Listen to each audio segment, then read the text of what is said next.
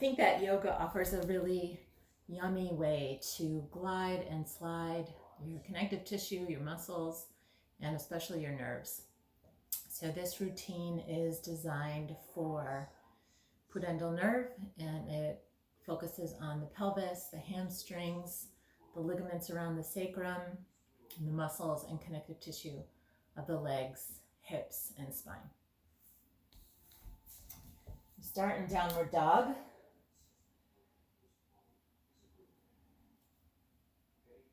And you're just going to rock your heels. One knee bends as the opposite heel finds its way towards the floor. I think I lost a little bit of my mat there. Now you can see a little bit better where my hands and feet are. And I just love how this feels to warm up my calves and my hamstrings. So stay here as long as you like. Maybe add a little bit of a rotation through your trunk to get into the hips.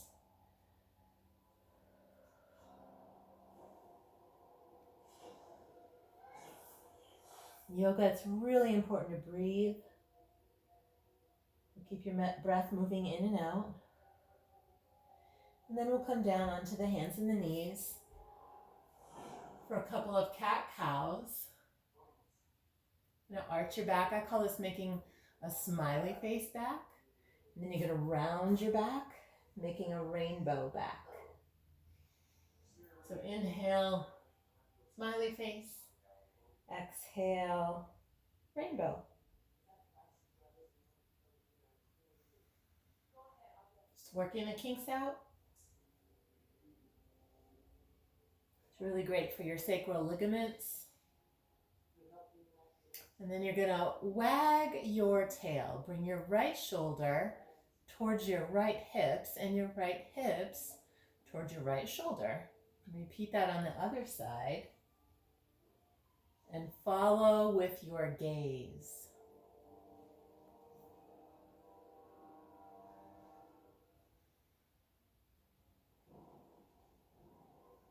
Your inhale should be as you're coming to the middle, and your exhale as you're squinching your waist.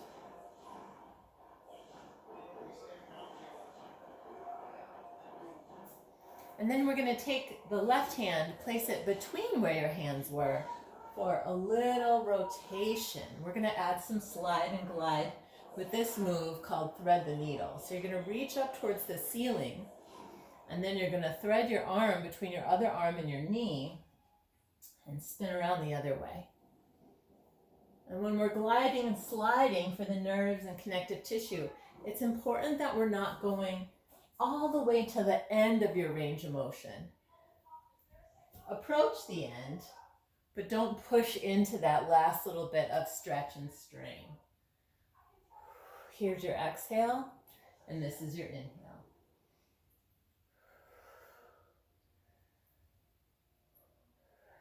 So now that we've got the spine and ligaments a little bit more warmed up, we're going to head into the hips. So we'll come back into our downward dog. And then we're going to come into a lunge. So you're going to step or move the right foot forward. And if this feels good to you, great. If not, you might want some blocks, or you can come down on this back knee. I'm going to come down on the back knee. And then we're just going to rock forward and backward.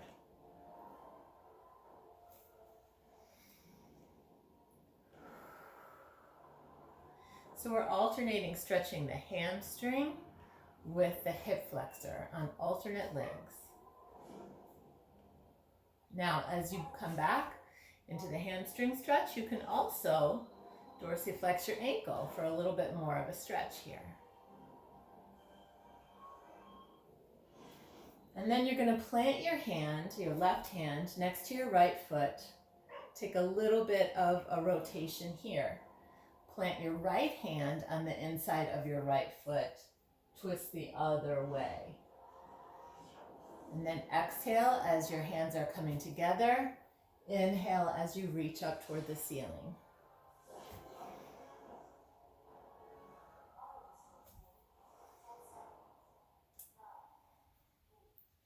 And then bring the legs back into downward dog. If you're familiar with yoga, you can take a vinyasa here, which means you pop over into your plank, either on your knees or straight. Bend your elbows, come into chaturanga. Inhale into your upward dog.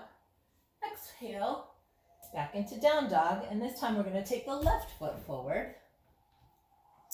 And we'll alternate between the hip flexor and the hamstring.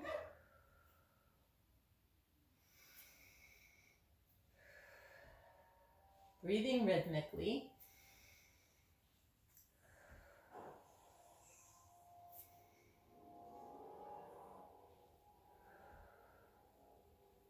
And when you've had enough of that one, then you're going to go into the double twist. So right hand on the inside of left foot, twisting away.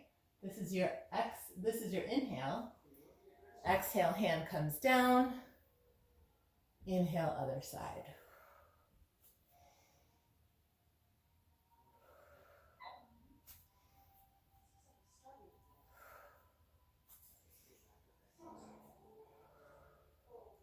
And do that as many times as you would like. And we'll come back into our down dog. You may take a vinyasa here.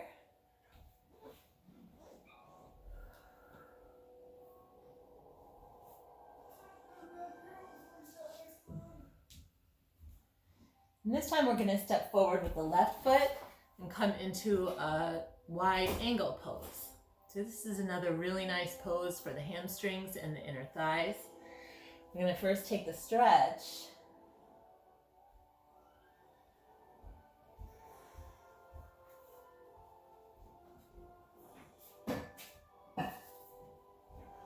And then we'll move into a little bit more of a mobilization.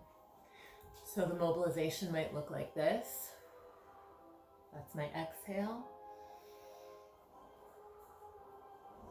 Just going side to side. I want you to honor your hips. So if you need to be upright for this one, that's great. If you need to use some blocks or come up on your fingertips, that's also great. And notice my feet aren't pointed straight ahead. They moved outward a little bit. I'm just honoring the natural angle of my hip joints. Then we could also add a little bit of rotation here, either without the bend in the knee, or I kind of like it with the bend in the knee. So I'm going to bend my right knee, lift up my right arm. That just feels really yummy to me.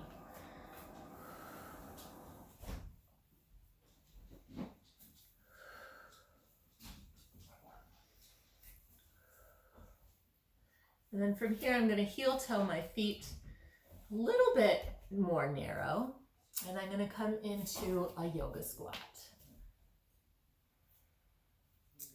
So yoga squat is a really lovely position to help you relax and drop through your pelvic floor. Now I have my sofa behind me, so if your heels are a little bit tight or you're feeling like you're going to lose your balance here, go ahead and lean against a piece of furniture or the wall. If you can't come down all the way and this is painful on your hips or your knees or your ankles, you can go ahead and sit on something as well. Sit on a block so that you're a little bit more comfortable. Well, we're not going to stay here. We are going to alternate some forward folding with our yoga squat. But before we do that, I just want to mention that in the squat position, I want you to bear down slightly, just making sure that pelvic floor muscle is really relaxed and flexible. And that's going to help that pudendal nerve glide as well. Okay, so we're going to inhale and come into a forward fold. Exhale into squat with that gentle reminder of pelvic floor downward excursion.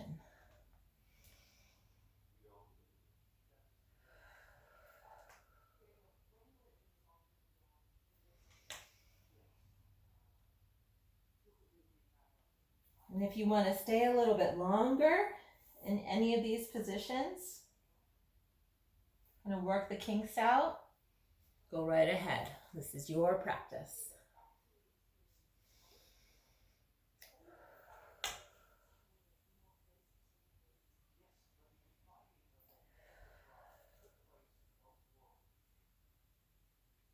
Great. We'll do one more.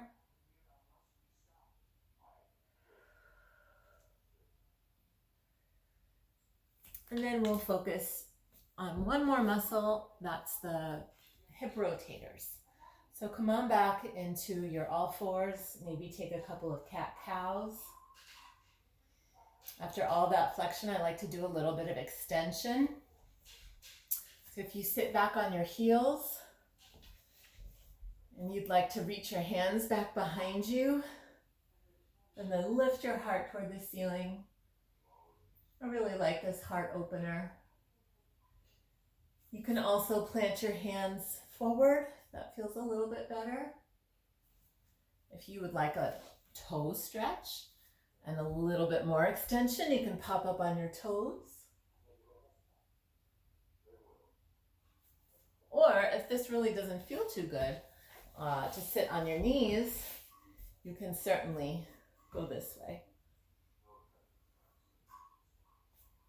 With your knees bent or your legs straight. Okay. For our last piece of work, you're going to come back into your downward dog position. And then step your right foot forward. And you can be in a lunge or you can be on your knee. You're going to walk your right foot out to the side a little bit and then angle your toes about 45 degrees to the side. From here, our dynamic move is going to be to open up the foot so that it's resting on its side and your knee is going to move away from you. And we're just going to rock that hip back and forth. Finding your breath and rhythm with your movements.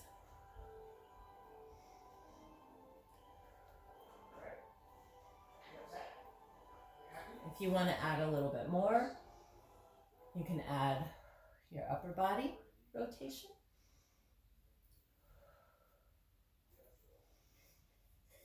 But this should feel really juicy and yummy for your hips, not straining or stressful at all. I'm going to turn this way to show you my left foot because it has I have a little bit more mobility on this left leg than I do on the right. So I'm in my lunge. You can be on your toes if that feels more comfortable for you, or you can be on your knees. And your left foot's going to move to the edge of the mat and then turn out 45 degrees. And then you're migrating into hip external rotation, peeling the bottom of your foot off your mat. Now on this side, I can even give myself a little bit of overpressure. And I can move my pelvis with the rest of my body. This really is a lovely way to nourish your hips, help your nerves, and connective tissues slide and glide. And that's still, oops, I forgot to move my foot. And then you're going to inhale if you'd like, and exhale, adding a little bit of rotation.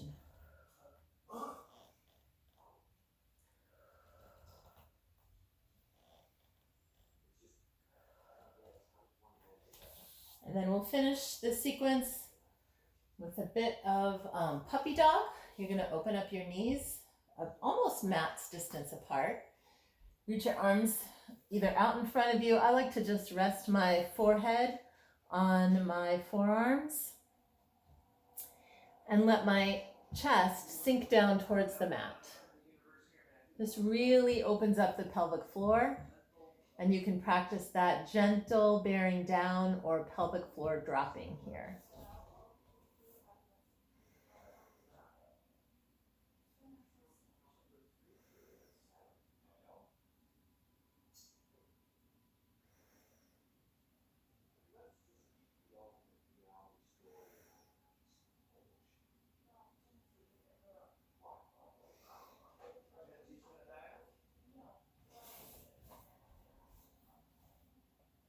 If you want to add a little bit more stretch for your shoulders, you can extend your arms and rest your forehead on your mat. Or even tap your back.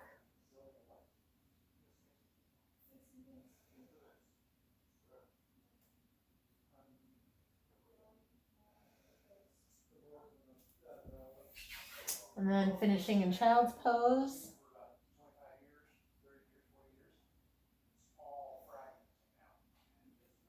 Child's pose feels a little crunchy on your hips. Just grab some pillows from your sofa. And you can make a little support, a little prop for yourself. So this often feels really good to just rest in child's pose.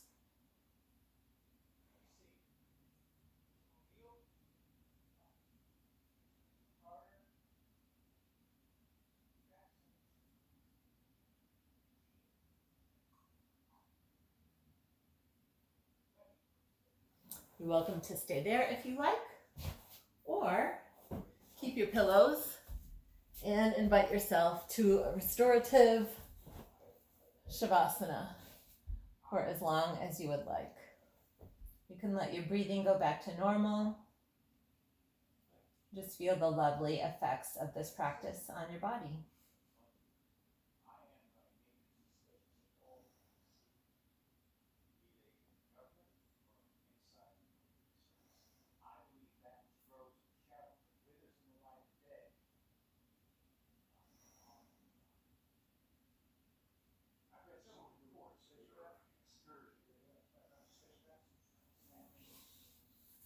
Go ahead and stay as long as you would like in Shavasana. Thanks.